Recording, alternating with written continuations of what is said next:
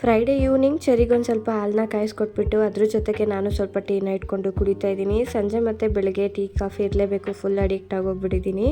ಇನ್ನು ಸ್ವಲ್ಪ ಮಿಕ್ಸ್ಚರ್ ಥರ ಮಾಡ್ಕೊಂಡಿದ್ದೆ ಅವಲಕ್ಕಿಯಲ್ಲಿ. ಚೆರಿ ಇವಾಗ ಸ್ವಲ್ಪ ಅದು ಇದು ಅಂತ ಕೇಳ್ತಾ ಇರ್ತಾರೆ, ಪೂರ್ತಿಯಾಗಿ ತಿನ್ನೋದು ಇಲ್ಲ, ಕೊಡದೇ ಇದ್ದರೆ ಸುಮ್ಮನಿರೋದು ಇಲ್ಲ, ಆ ರೀತಿ.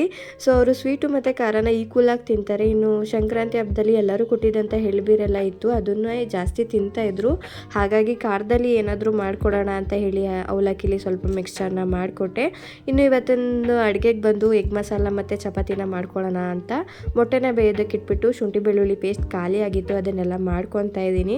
ಸ್ವಲ್ಪ ಟೈಮ್ ಸಿಕ್ಕಿದಾಗ ಏನೇನಾದರೂ ಮಿಕ್ಕಿರುವಂಥ ಕೆಲಸಗಳಿದ್ದರೆ ಬೇಗ ಮಾಡ್ಕೊಂಡು ಬಿಡ್ತೀನಿ. ಚೆರಿ ಏನಾದರೂ ಆಟ ಆಡ್ತಾಯಿದ್ರೆ ಹಿಂಸೆ ಕೊಟ್ಟರೆ ಖಂಡಿತವಾಗ್ಲೂ ಈ ಕೆಲಸಗಳನ್ನೆಲ್ಲ ಒಟ್ಟಿಗೆ ಮಾಡೋದಕ್ಕಾಗಲ್ಲ.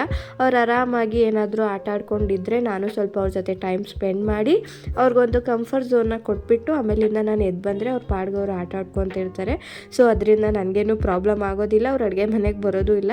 ಬಟ್ ಕೆಲವೊಂದು ಸಲ ಕೈನೇ ಬಿಡೋದಿಲ್ಲ, ಆ ರೀತಿ ಆಡಿಬಿಡ್ತಾರೆ.